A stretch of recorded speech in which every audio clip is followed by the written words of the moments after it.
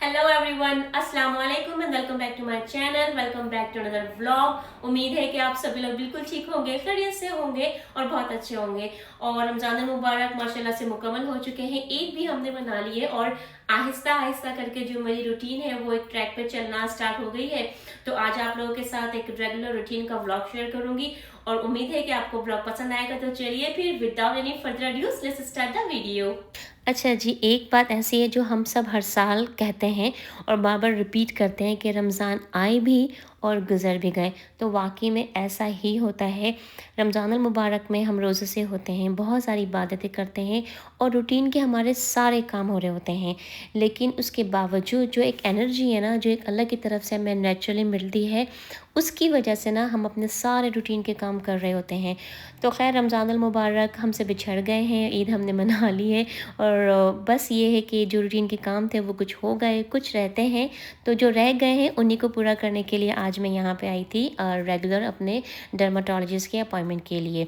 तो वैसे तो अल्हम्दुलिल्लाह मुझे स्किन का या हेयर केयर का कोई इशू नहीं है, लेकिन होता ये है कि पाकिस्तान की तरह से हमारे पास या अमेरिका में उस तरह के सलोन्स वगैरह नहीं होते जिस तरह के हमारे पास पाकिस्तान में होते हैं। जैसे कि डीप क्लीनिंग का फेशियल हो गया या ग्लोइंग स्किन का फेशियल हो गया या बालों की केयर के लिए प्रोटीन के डीप क्लीनिंग के जो मास्क होते हैं और जिनसे बाल आपके हेल्थी शाइनी और ग्लो करें या ग्रो करें, उस टाइप के ना जो ट्रीटमेंट है हमारे पास यहाँ पे सैलून में नहीं होते।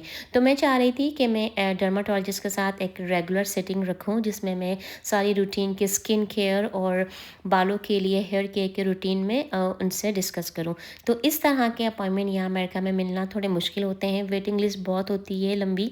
तो मैंने ऑलमोस्ट 3 मंथ्स वेट किया क्योंकि ज़ाहिर है अल्हम्दुलिल्लाह मुझे कोई स्किन या हेयर केयर का इशू नहीं था, लेकिन एक सिंपल एक रूटीन मुझे डॉक्टर के साथ मिलकर सेट करनी थी कि एक हेल्दी स्किन केयर या हेल्दी हेयर केयर की रूटीन क्या होनी चाहिए। तो इस सिलसिले में मैंने अपॉइंटमेंट बनाया था। मुस्कान को पहले मैंने और हस्बैंड ने मिलकर स्कूल से पिक कर लिया था और फिर मैं गई थी अपने डर्माटोलॉजिस्ट के अपॉइंटमेंट पर। तो उन्होंने कुछ सजेस्ट तो नहीं किया, बस सिंपल कुछ टिप्स शेयर की हैं मेरे साथ जिन्हें मैं इंशाल्लाह फ़ॉलो करूँगी और फिर फ़ॉलो अप का अपॉइंटमेंट भी उनके साथ बुक करूँगी। फिर मैं घर पे आई, चेंज किया और बड़े भारी दिल के साथ जो रमज़ान मुबारक की डेकोरेशन मैंने घर में की थी, ख़ासकर जो मैंने किचन में की थी, उन्हें बाहिफ़ाज़त उसी तरीके से पैक करके मैंने रख दिया एक कार्डबोर्ड के बड़े से बॉक्स में। और मुझे कुछ आइडिया नहीं है कि इंशाल्लाह नेक्स्ट ईयर अगर ज़िंदगी रही और मेरे नसीब में हुआ रमज़ान मुबारक दोबारा से मनाना, इंशाल्लाह तो शायद मैं यही वाले डेकोर यूज़ करूं या फिर हो सके तो मैं कुछ नए भी परचेज़ करूं, लेकिन कुछ आइडिया नहीं है कि नेक्स्ट ईयर रमज़ान मुबारक पे क्या डेकोरेशन होगी। तो खैर यहाँ पर अब मैं अपने रूम की डीप क्लीनिंग कर रही थी। सोचा तो मैंने यही था कि मैं रमज़ान में ही कर लूँ, लेकिन ये है कि मैंने थोड़ा वेट किया क्योंकि मुझे अपने रूम के लिए जो कारपेट्स चाहिए थे, जो एरिया रग्स चाहिए थे, वो मुझे मिल नहीं रहे थे। एरिया रग्स तो बहुत सारे थे, लेकिन जिस तरह की कलर थी मैं चाह रही थी अपने रूम के लिए, उस तरह की कलर थी मुझे मिल नहीं रही थी। और फिर ईद वाले दिन ना मैंने एक अच्छी सी फैंसी जो बेडशीट थी वो मैंने अपने बेड पे बिछा दी थी और फिर ईद के बाद रिमूव कर दी थी। लेकिन अब जो है ज़ाहिर है वो एक रूटीन की जो एक लाइफ है दोबारा से स्टार्ट हो गई है। तो फैंसी बेडशीट वगैरह तो ज़ाहिर है हम डेली रूटीन में यूज़ नहीं करते।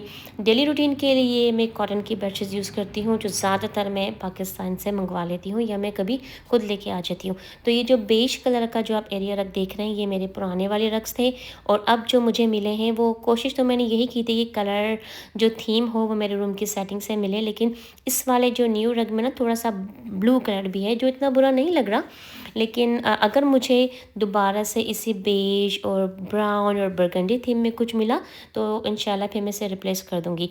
लेकिन अभी ये जो पुराने वाले रग से बहुत पुराने हो गए थे तो मुझे बस इनको चेंज करना था। तो फिर मैंने पहले वैक्यूम किया और हार्डवुड फ्लोर को मैंने पूरे अच्छी तरीके से क्लीन किया, मॉप लगाया और अब ना मैं नए वाले जो एरिया रग है वो बिछाने लगी हूँ। अच्छा, ये जो वैक्यूम है ना ये बहुत अच्छा है और इसको वर्थ है बाय करना। आई नो थोड़ा सा ये प्राइसेस साइड पर है, लेकिन इस एक वैक्यूम से आप बहुत सारी चीज़ें कर सकते हो। इस वैक्यूम को आप कारपेट पे, हार्डवुड फ्लोर पे और टाइल्स पे भी यूज़ कर सकते हो। इसके अलावा इसमें डिफरेंट डिफरेंट ना एक्सटेंशन दिए हुए होते हैं, पीसेस दिए हुए होते हैं। आप इनको अटैच करके जो स्पाइडर वेब्स वगैरह हैं, जाले वगैरह हैं, वो भी आप साफ क्लीन कर सकते हो। तो अच्छा, ये वाले जो रग्स मैंने अभी लिए हैं ना, ये मशीन वॉशेबल हैं और इनके जो बैक साइड पे जैसे रबर या सिलिकॉन टाइप के ना एक लेयर लगी है, जिसकी वजह से ये स्लिप नहीं होते और फ्लोर पे ना आपको एक्स्ट्रा डबल साइडेड टेप वगैरह लगाने की भी ज़रूरत नहीं पड़ती है। और ये मशीन वॉशेबल है और मैं आगे इसी वीडियो में आपको ना टैग भी मेंशन कर दूँगी। तो अगर आपके घर में छोटे बच्चे हैं तो अक्सर होता है ना, कुछ चीज़ें स्पिल कर देते हैं, पानी है, जूस है, मिल्क वगैरह, तो ये मशीन वॉश है, आप इनको आराम से मशीन में डालें और ये वॉश हो जाएंगे।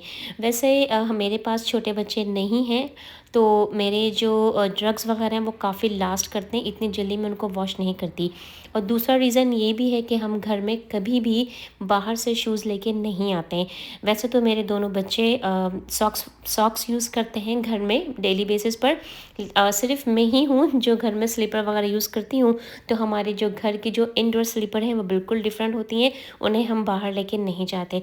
तो ये भी एक अच्छा पॉइंट है, अगर आप चाहते हैं कि आपका घर डस्ट फ्री रहे और क्लीन रहे तो कभी भी बाहर के शूज़ घर में ना लेके आएँ।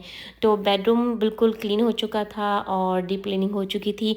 तो अब मेरे रूम के बाहर एक छोटा सा एक हॉलवे है हमारा, तो यहाँ का रग भी मुझे रनर को चेंज करना था, तो मैंने उसी तरह से मैच करता हुआ ये रनर लिया है। और इसमें भी ना मुझे कोई डबल साइडेड टेप वगैरह लगाने की ज़रूरत नहीं पड़ी है। और ये वाला भी जो रनर है, ये भी मशीन वॉश मैंने लिया है, आप आराम से इसको मशीन में डाल के वॉश कर सकते हैं। अच्छा, जो पहले जो रग्स चलते थे ना, वो बहुत थिक होते थे, जैसे हाथ से बुनाई किए हुए या मशीन से बुनाई किए हुए होते थे, उसके नीचे ना हमें डबल साइड टेप लगाना पड़ता था ताकि वो मूव ना हो। लेकिन ये वाले जो रग है ना, इनमें नीचे रबर लगाया हुआ होता है, तो ये आराम से स्टिक हो जाते हैं फ्लोर पे और फिर मूव नहीं होते। मैंने आपको टैग भी शो कर दिया, उसमें इंस्ट्रक्शन भी लिखी हुई है कि आप इनको आराम से वॉश कर सकते हैं। और ये आपको आराम से रेगुलर स्टोर्स में अमेज़ॉन पे मिल जाते हैं। मैंने ये वाले जो रग्स लिए थे वो मैंने मार्शल से लिए थे, जो यहाँ अमेरिका में एक बहुत आम सा स्टोर है। तो बस यहाँ पे घर की डीप क्लीनिंग हुई और अब तैयारी हो रही थी डिनर बनाने की। और होता यही है, जब आप घर की डीप क्लीनिंग कर रहे होते हैं या एक्स्ट्रा काम कर रहे होते हैं ना, तो फिर आप चाहते हैं कि जल्दी से कोई झटपट सा और डिनर बन जाए जिसमें आपको बहुत ज़्यादा मेहनत ना करनी पड़े। तो यहाँ पर मैं बना रही थी बीफ चीज़ के सैंडविचेस नहीं, एक्चुअली मैं बीफ और चीज़ के बुरीटोज़ बना रही थी, जिसमें मैंने कुछ वेरिएशंस की थी, कुछ वेजिस मैंने ऐड की थी। तो उसकी रेसिपी जल्दी से आप लोग के साथ शेयर करती हूँ। जो मैंने आपको बीफ दिखाया था वो मैं लेके आती हूँ बिज़नेस कॉस्को से, वो 100% हलाल होता है और इसमें आपको कुछ भी नहीं करना पड़ता।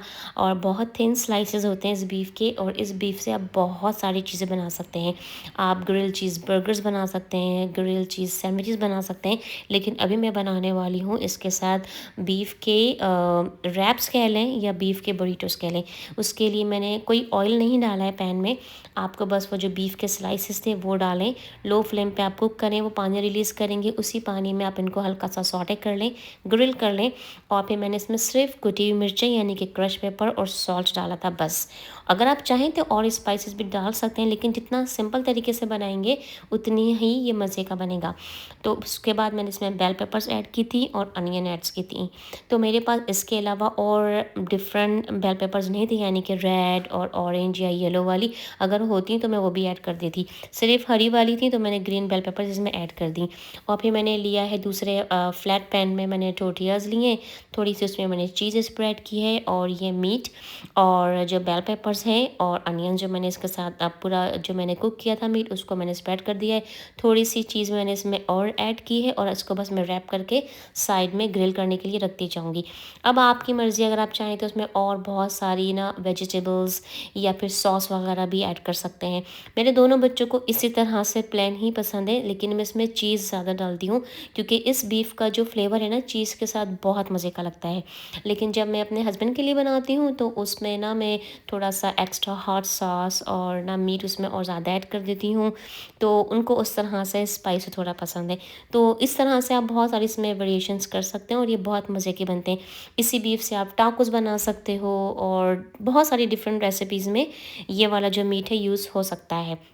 तो फिर नेक्स्ट डे मैं गई थी अल्ता, क्योंकि जो मैंने अपनी डर्माटोलॉजिस्ट से कुछ चीज़ें डिस्कस की थी, तो सबसे पहले तो उन्होंने मुझे ये बताया है कि एक अच्छी क्वालिटी का आप फेस वॉश यूज़ करें और एक अच्छी क्वालिटी का सनस्क्रीन, क्योंकि हमारी जो स्किन है, ख़ासकर जो हमारी देसी जो स्किन है, उसमें मेलानिन बहुत ज़्यादा होता है, जिसकी वजह से हमारी स्किन पे बहुत जल्दी मार्क आ जाते हैं, पिंपल्स भी बहुत जल्दी आ जाते हैं। ओवरऑल हमारी स्किन बहुत सेंसिटिव है, तो सनस्क्रीन का यूज़ लाजमी करें। तो फ्रेंड्स, ये था आज का व्लॉग। आई होप कि आपने वीडियो को पसंद किया होगा और व्लॉग का आपने एंजॉय किया होगा। अगर वीडियो अच्छी लगी हो तो वीडियो को लाइक जरूर कीजिएगा। कमेंट बॉक्स में एक अच्छा सा कमेंट करके अपनी राय का इजहार जरूर कीजिएगा। अगर आप लोगों ने मेरे चैनल पे पहली दफा विजिट किया है और व्लॉग भी पसंद आया है तो चैनल को सब्सक्राइब कीजिएगा। अपना बहुत ज्यादा ख्याल रखें। एक नए व्लॉग में और एक नए कंटेंट में आप सभी लोगों से बहुत जल्द मुलाकात होगी। अल्लाह हाफिज।